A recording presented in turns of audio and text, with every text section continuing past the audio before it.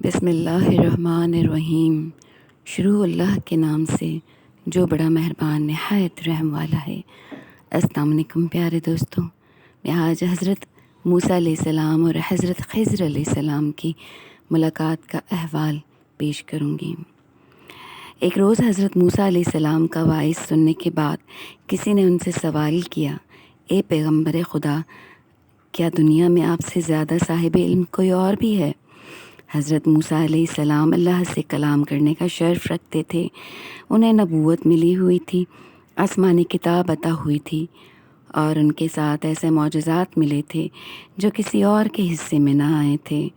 فطری بات ہے کہ آپ نے اپنے سے زیادہ صاحب علم شخص اور کوئی نہ دیکھا تھا، لہٰذا آپ نے جواب دیا، نہیں۔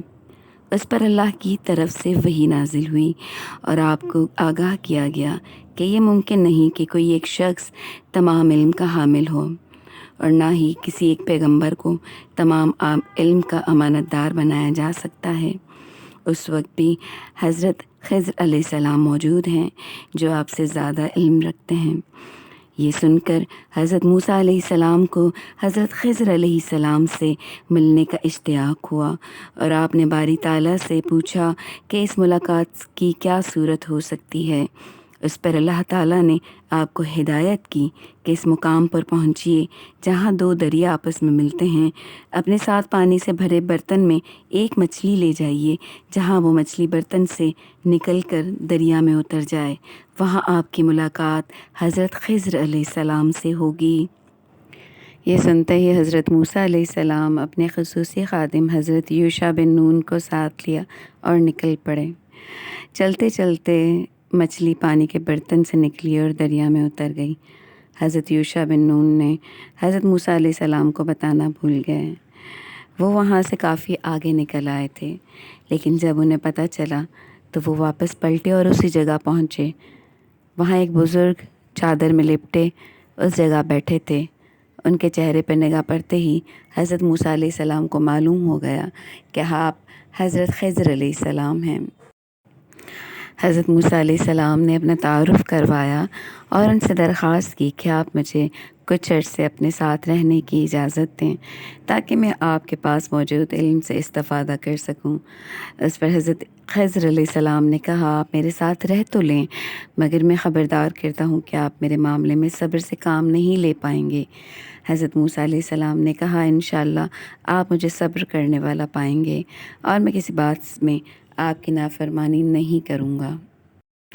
حضرت خضر علیہ السلام نے کہا، ٹھیک ہے تو پھر چلیے، مگر یاد رکھیے کہ کسی بات کے بارے میں مجھ سے کوئی سوال نہ کیجیے گا جب تک کہ میں خود اس کے بارے میں نہ بتانا چاہوں۔ حضرت موسیٰ علیہ السلام راضی ہو گئے اور دونوں چل پڑے۔ دریا کی گھاٹ پر پہنچ کر آپ دونوں ایک کشتی میں سوار ہوئے۔ راستے میں حضرت خضر علیہ السلام نے کشتی کے پہلو کے تختوں میں چھید کر دیے۔ یہ دیکھ کر حضرت موسیٰ علیہ السلام نے کہا، یا حضرت، یہ آپ نے کیا کیا؟ ان کشتی والوں نے دریا پار کرنے میں ہماری مدد کی اور آپ نے ان کی کشتی خراب کر دی، یہ تو کوئی اچھی بات نہیں۔ حضرت خضر علیہ السلام نے کہا، میں نے پہلے ہی کہا تھا کہ آپ میرے معاملے میں صبر سے کام نہیں لے پائیں گے۔ یہ سن کر حضرت موسیٰ علیہ السلام نے کہا، میری اس غلطی کو معاف کر دیجیے، میں دوبارہ ایسا نہیں کروں گا۔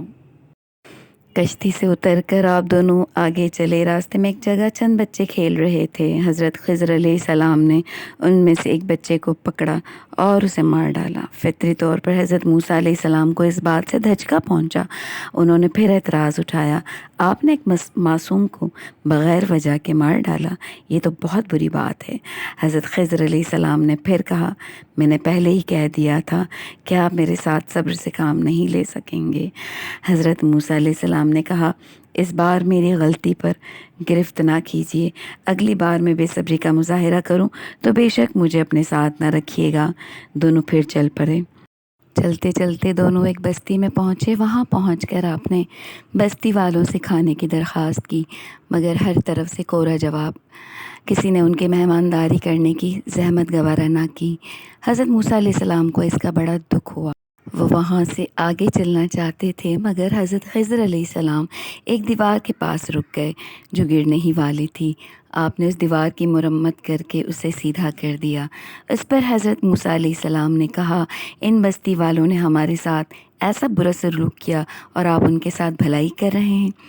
حضرت خضر علیہ السلام نے کہا، یہاں سے ہمارے راستے جدا ہوتے ہیں۔ آپ نے خود ہی کہا تھا، اگر اب آپ کی طرف سے کوئی اعتراض اٹھایا جائے گا تو مجھے اختیار ہوگا کہ آپ کو ساتھ نہ رکھوں، لیکن جانے سے پہلے میں آپ کو بتا دیتا ہوں کہ میرے جن 3 کاموں کے پر آپ کو اعتراض ہوا وہ میں نے کیوں کیے۔ جو کشتی میں نے خراب کی اس کی حقیقت یہ تھی کہ اس جگہ آگے چل کر ایک ظالم بادشاہ کی حکومت تھی جو غریبوں کی کشتیاں ضبط کر لیتا ہے۔ میں نے ان ملاحوں کی کشتی اس لیے خراب کی تاکہ بادشاہ کے کارندے اس کشتی کی حالت دیکھ کر اسے ضبط کرنے سے گریز کریں۔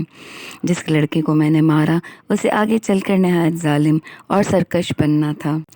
اس کے ماں باپ ایمان والے اور نیکوکار ہیں۔